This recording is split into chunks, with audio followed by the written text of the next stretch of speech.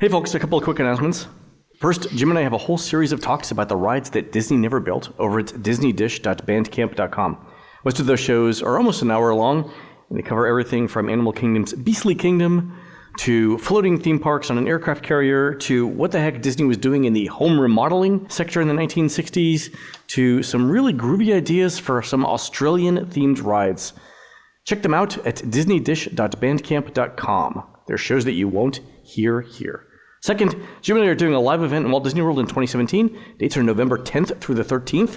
And we'll be putting more information at our travel partners website, storybookdestinations.com/DisneyDish. We plan to spend those couple of days walking through the parks and telling lots and lots of stories. And that's pretty much how we're going to spend our nights too, but at a bar. Visit storybookdestinations.com/DisneyDish to join us. And now, on with the show. Welcome back to another edition of the Disney Dish podcast with Jim Hill. It's me, Len Testa. Let's welcome in one Mr. Jim Hill. Jim, how's it going? Hi, it is going well. And for those folks who have been wondering when we were going to get around to get back to our Chronological Disneyland series, today, this is it. But before we do that, Jim, yes. I have to tell you about the adventure that I had with Disney Media Relations. Oh! This week. Mm-hmm. So, as you know, as our listeners know, or they may not know, but let me tell the story. I, the unofficial guide, me, and touringplans.com, we are the largest independent guidebook to Walt Disney World. We sold 6 million copies of the book. Touringplans.com sends every year literally hundreds of thousands of families, probably 500,000 people, to Walt Disney World. Those are our users who get paid. In terms of number of annual visitors, the website has around 20 million. It is by far one of the largest Disney specialist websites in existence. We don't get invited to media events, Jim. And the reason why we don't get invited to media events is because we're frequently critical of what Disney has to offer. Let me give you an example, though, this week of why we don't get invited to media events. So Disney's got some information up on its website now about the food and drink available at Pandora. Mm-hmm. And one of them mentions the Pongu Pongu Lounge. And on Disney's website, it says, meaning party in the language of the Na'vi, Pongo Pongo welcomes weary travelers to try our bioluminescent frozen cocktail, indigenous beers, or even a sweet snack you won't find elsewhere. This is on Disney's website. So bioluminescent, Jim, means two things. A, it's alive. That's what the bio part means. And B, it glows. So what Disney is saying in its description of the frozen cocktails is that there's something alive and glowing in the drink. So I wrote to Disney and Media Relations and I said, I know you guys have bioluminescent plants and they're going to be part of Pandora. The patents are online. Disney's research has talked about it. Are you really going to serve drinks with live glowing things in them? Because if so, I want to talk to someone about how you're doing that. That's incredible, right? I'll cover that. I will give you the free publicity on it. But I looked on the FDA website because it's a food additive, something glowing in a drink, an animal glowing in a drink. The FDA would be interested in that. And I looked on the FDA's website, and Disney had not filed any sort of paperwork to serve anything bioluminescent. So I said, look, if this is just a case of a copywriter not knowing what bioluminescent actually means, I'm fine with that, right? But if you do actually have something that glows and is alive, and you're going to serve it to the public, let me know, because I'm all over that. And that's important for a lot of people, right? People who keep kosher may not be able to drink something that's bioluminescent. They would really want to know that. Vegetarians, right? Certain vegetarians, vegans, for example. I honestly think you're coming at this from an honest position. Look, the level of terror right now at Disney when it comes to Pandora. I know. When I sent it, I apologized. I was like, look, I know this is not what you wanted. I mean, I'm sensitive to the press release people. I understand why I'm not invited to media events. I'm not sad or complaining about it. It's their party. They can do what they want. I understand why I'm not invited. Right? But when I wrote to them, I'm like, the website says this, and now I have to ask, right? Yeah. No. It's a legitimate question, but from their side of the fence, it's like, Now somebody has to reach out. And they did. They did. They had to go back to food and beverage and say, what are the ingredients in the drink? Long story short, it's glow cubes. It's not bioluminescence. But that didn't stop the Orlando Sentinel from repeating the story today, verbatim, without questioning the bioluminescent thing. Kills me. Today was one of those demonstrations of the might of the Disney company. I don't know if you know what happened today on at ABC, Len. Oh, was it Good Morning America did a preview of the land? Not only that, the 11 o'clock position with The View, where James Cameron himself walks Whoopi Goldberg through the land and takes her on the Navi River adventure. Oh, by the way, I would totally go on a ride that featured both Whoopi Goldberg and James Cameron as hosts. So speaking, though, of food, the 1 o'clock position on the Chew, they had the 4 hosts sit down and they were sampling the food that's going to be served. I saw. I had a look. They kept talking savory, cream cheese, robust, and it's just sort of like, I think you're eating a plate. But here's the thing, Len. Disney is freaked out because for months now, they have been reassuring themselves that people are genuinely interested in Pandora. Because if you go to Google and you see... I would doubt that, Jim. Well, first of all, let me just say, I think Disney's been soft pedaling the marketing for this for a while. And I think it's because the ride visuals may not have been completely done on the inside. That if you notice, the preview videos that they're giving are literally like half-second snippets. Oh, no doubt. Of the ride. But anyway, yes. What is Disney freaking out about? Disney has been reassuring themselves that it's like, look, people are genuinely interested in Pandora, because if you go to Google and you type in Disney and Pandora, you see the hundreds of thousands of searches. And it was, I guess, just only recently that a Disney executive said, well, you understand we do Disney-themed jewelry through Pandora, right? And we do have Disney music on the Pandora service. Disney plus Pandora minus bracelet, guys. This is basic Googling. Come on. Put the minus sign in front of the terms you want to exclude. I don't know if you saw this story in the Sentinel where they were asking people who worked in the theme park industry, and the president of SeaWorld basically said that, I don't think that Pandora, the world of Avatar, is going to have the impact at Disney that Harry Potter had. Oh, it wasn't SeaWorld. I thought it was the guy from Universal that said it. Was it SeaWorld? I think it was SeaWorld. Oh, yeah, I believe it. And it's the whole notion. Now think about this. This is SeaWorld. SeaWorld, it's really having... SeaWorld. If SeaWorld's going, I don't think that's going to happen. SeaWorld, who's in the gutter and looking up at the... I don't think this is the best idea. If SeaWorld tells you something's not a good idea...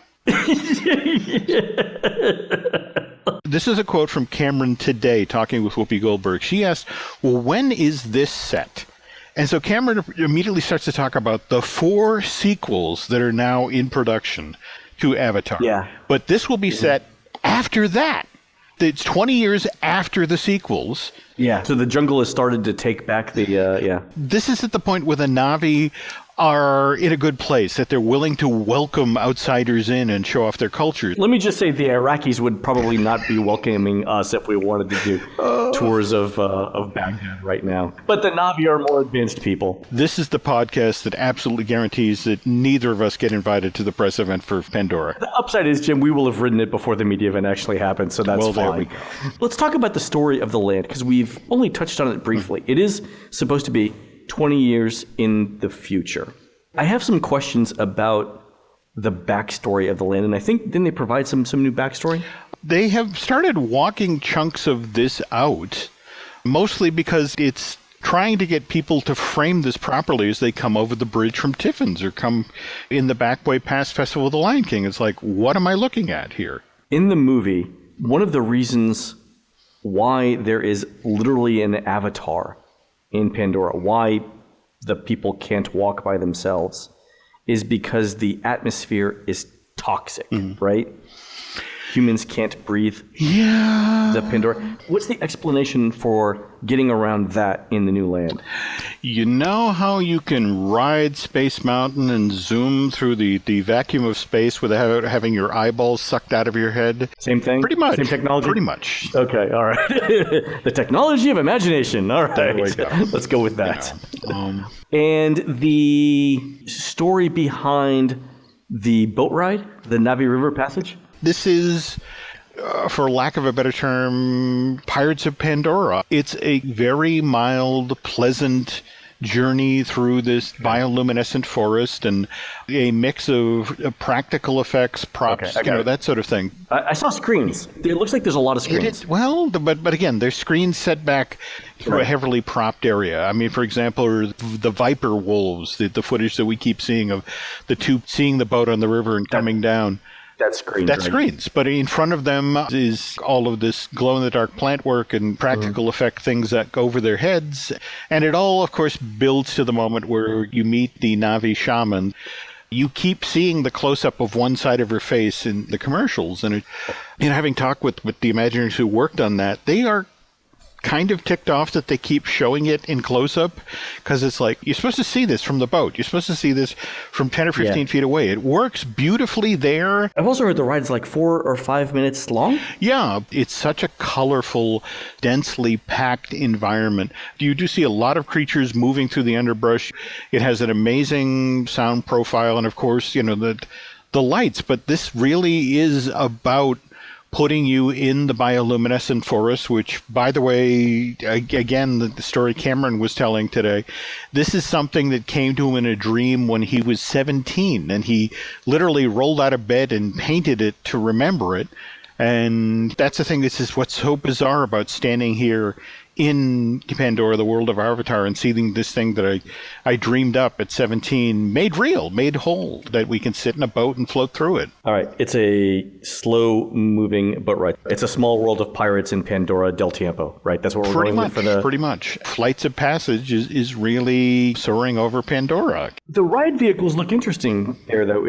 Two-person ride vehicles on dragons? The two-person thing came kind of late in the game when they really began to realize how low the capacity on this was. It looks like you sit on one of those ride vehicles you see in front of grocery stores, obviously much more elaborate, but you sit on that, again, in a two-person configuration, and the vehicle itself is your Banshee? Yes. And there's a curved projection screen in front of you. If they've kept the prototype, the sides would expand and collapse as if you were on a living, breathing creature that had musculature. Haven't they done a similar sort of ride vehicle for the Tron coaster in Shanghai? In that case, it's trying to recreate the light cycle.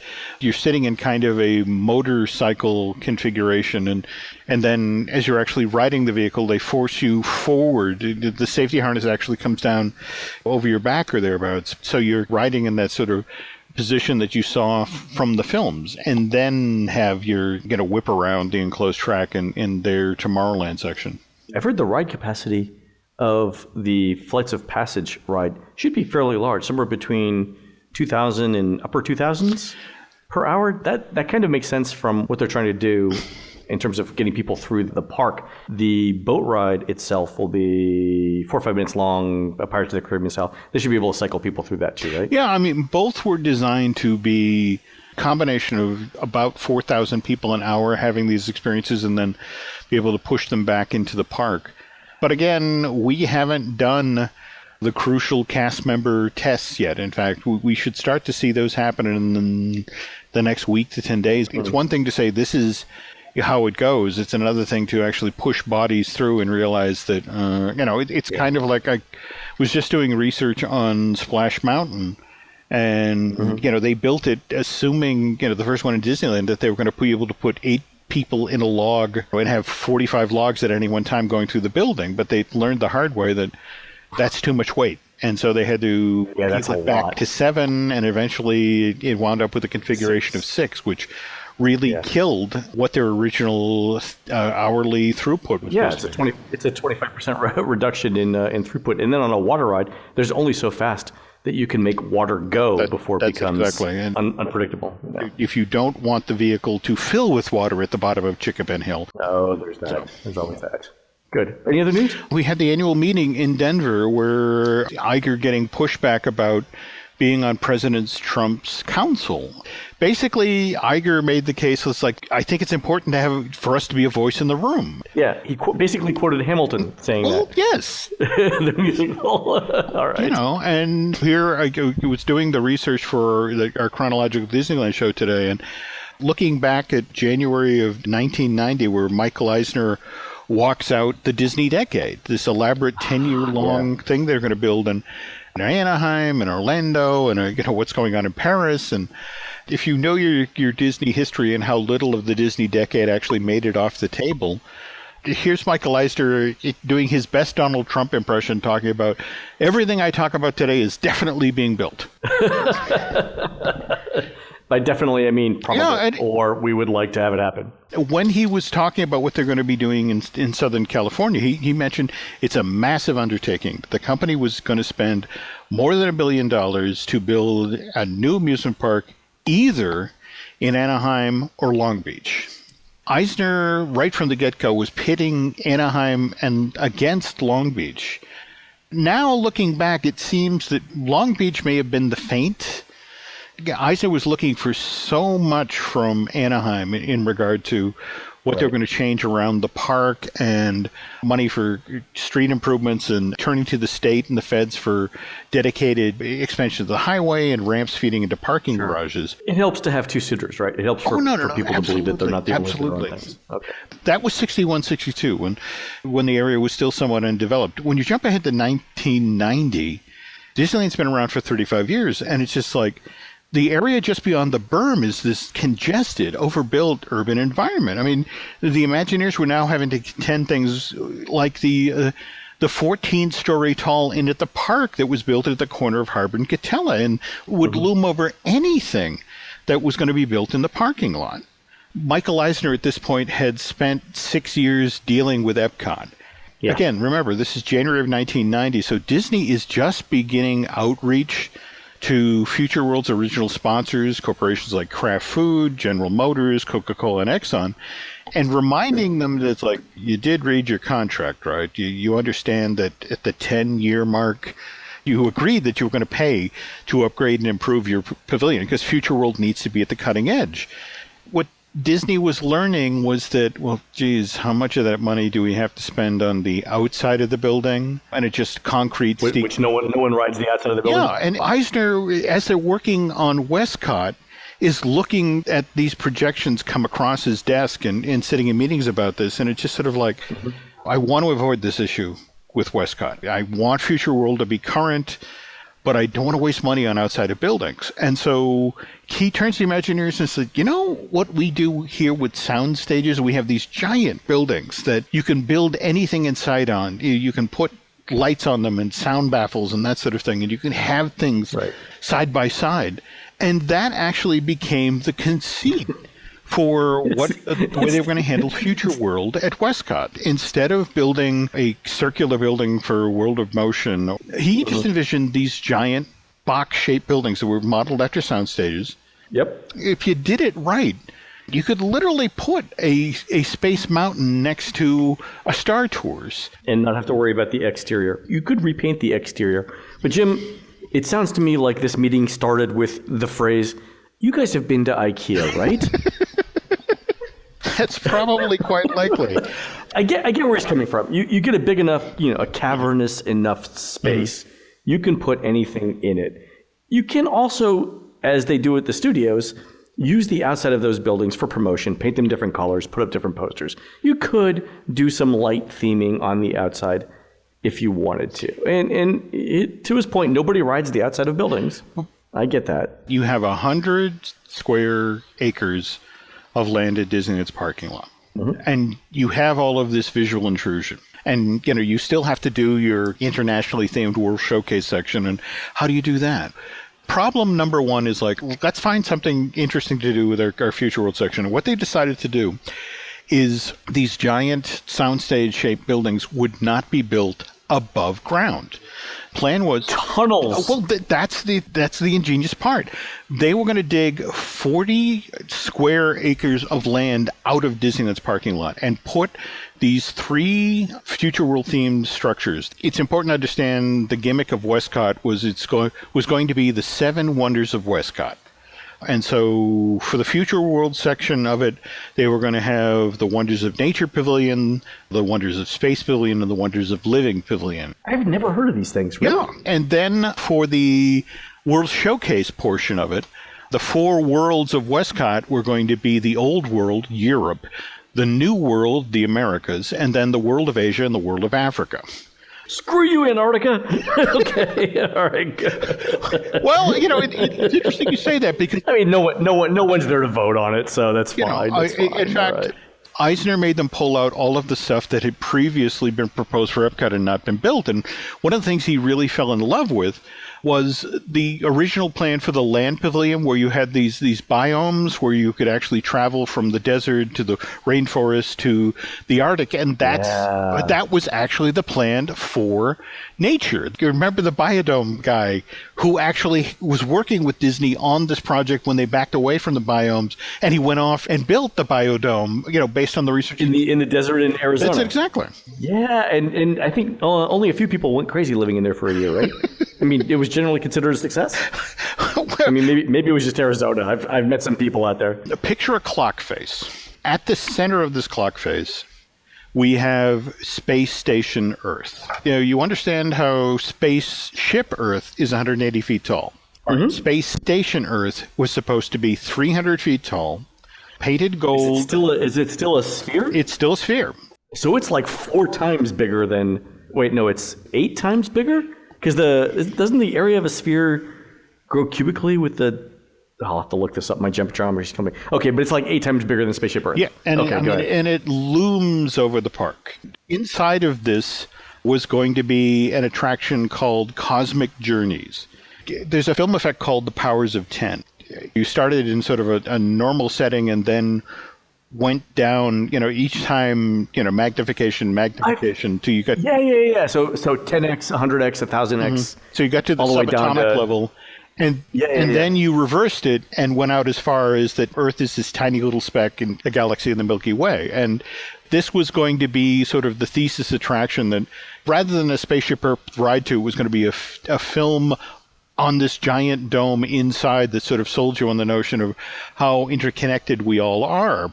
Crucial thing to understand here is, again, Eisner, who really had a problem with how sterile Epcot Center was. Mm-hmm.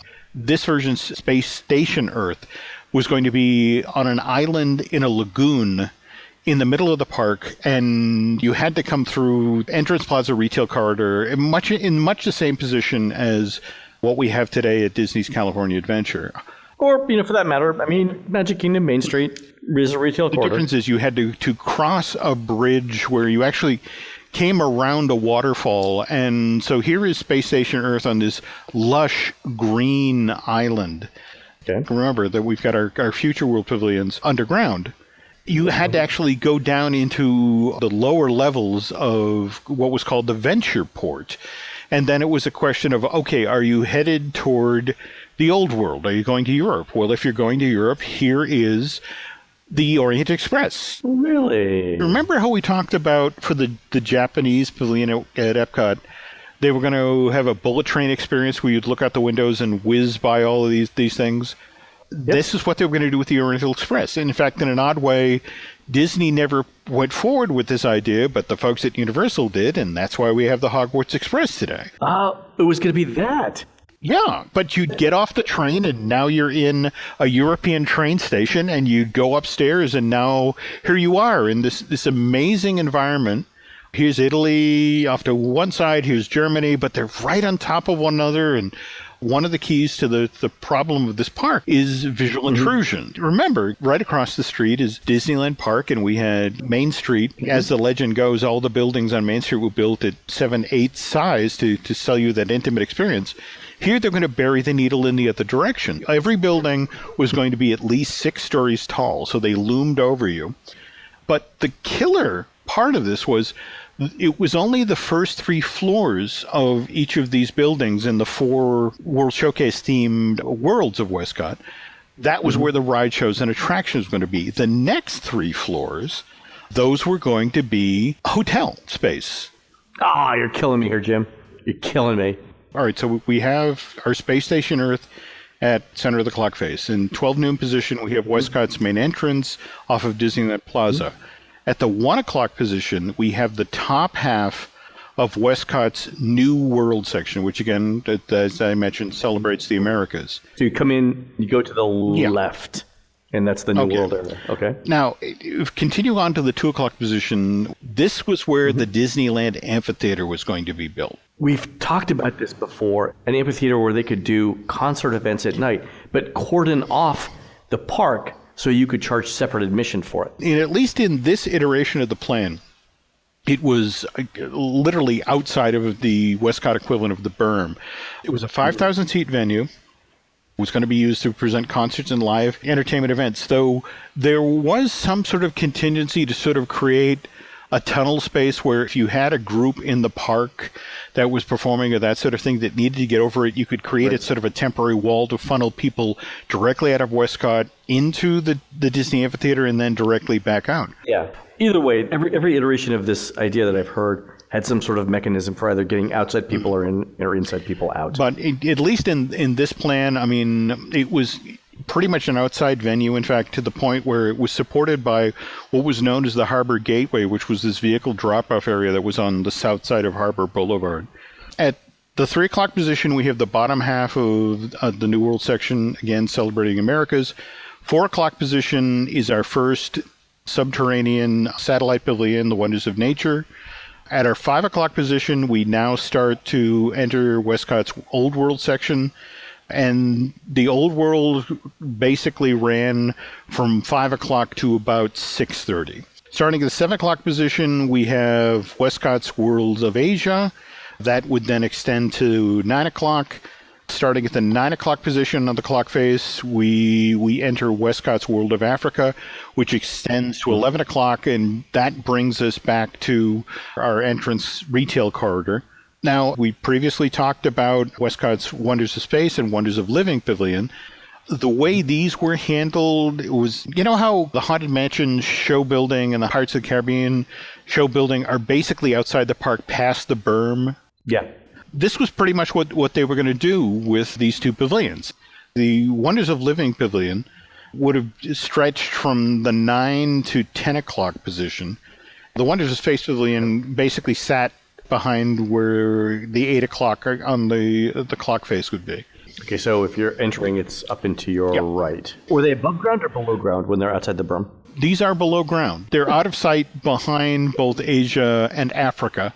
At the same time, they're back of house and accessible from that side. I get the picture that Disney eventually takes this tunneling a little too far and starts digging under people's houses just to expand the park out. Like, eventually, Tom and Mildred go into their basement one day and there's a boat ride in it. I see Disney buying up the mineral rights to lots of land around Disneyland at this point. Like, you can buy airspace above buildings and use it to offset the development of other buildings. You could buy the mineral rights. Well, like, you guys want the mineral rights to my land? Sure. When you look at Wonders of Living, here's Body Wars, here's Cranium Command, here's Making of Me. And not only that, Eisner also signed off on, okay, let's do a somewhat different version of Journey into Imagination. Really? He wanted it updated somewhat. With the Wonders of Nature Pavilion that we talked about, here's the biomes that were proposed for the 1975-1976 version of the Land Pavilion. And then the Space Pavilion, it's not Mission Space, it's the earlier version of flying up to a space station and looking out the windows as it rotates. I mean, there was a lot of really ambitious stuff that they wanted to try to do with this park. And speaking of ambition, I mean, when you're building in the parking lot at Walt Disney World, and you now need new places for people to park. And in fact, it's so funny that here we are in the era of the East Gateway project, the giant parking structure that's now being built down by the 5 that'll service all those folks who are driving up to San Diego to go to Disneyland. This garage was proposed back in 1990. Almost 30 years ago. It wasn't some gas vehicle tram that was going to drive you from, coming down out of the parking garage over. There was going to be 2 sets of people movers. It ran continuously from these parking structures over to Disneyland Plaza. And then from there, if you needed to journey from Disneyland Plaza to, say, one of the 3 brand new hotels they were going to build, or the new Pleasure Island-inspired nighttime entertainment district that was going to recreate famous buildings from California, like the Avalon Ballroom from Catalina, you'd hop on a monorail, which took you all over the Disneyland resort. Even that wasn't enough. I mean, that Eisner wanted what he had in Florida. He wanted this to be turned into a multi-day destination resort and to stop relying on guests from 100 miles, away and trying to lure them to come back to Disneyland, a couple times a year.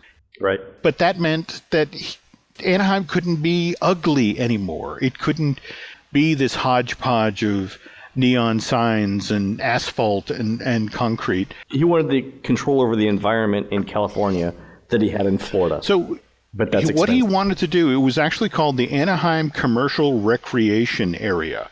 What Eisner wanted was uniformity in the size of signs.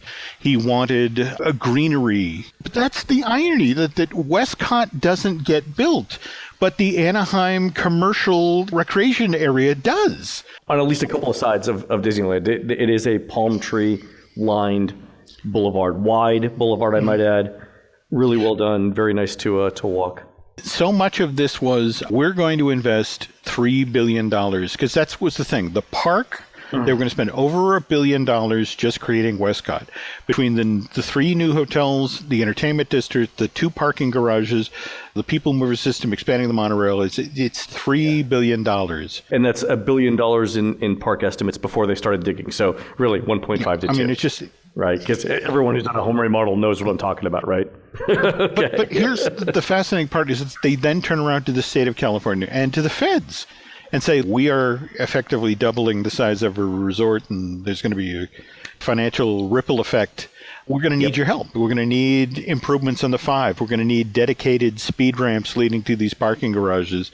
And the feds and the state were like, okay. But this still meant that Disney, starting in February of 91, had to start buying up chunks of land around the park. That's the tricky part, right? To facilitate the construction of all this stuff. And all this is proposed for Anaheim. At the same time, there's this amazing project being proposed for Long Beach. And the thing that Eisner is being less than subtle about is like, okay, we will do this if you give us the best possible deal in Anaheim. And if you don't, we have the folks in Long Beach who are just as eager to have a Disney theme park. In fact, more so. Yep. We can build one of these 2 projects, right? That's the situation we'll discuss in the next show, because they both begin marching forward, and they both, at the same time, Disney brings the plan out for Westcott. Here is Port Disney and Disney Seas, and as amazing as... Well, they've got to do it right, strictly from a negotiations strategy perspective. You've got to appear credible. Both options have to appear credible. They have to walk out together. Absolutely, right? Absolutely. So we just covered 1990. We'll go like 1991, 1992 in the next one. We'll walk as far as December of 91 and what happens there. All right, well, we'll do that in the next show. Thanks very much, Jim. All right, folks, you've been listening to the Disney Dish podcast with Jim Hill. Please go into iTunes and Stitcher. And also paint on your local homeless people a review of the show and tell us what you would like to hear next. We are produced, I might add, fabulously, by one Aaron Adams. For Jim, this is Len. We will see you on the next show.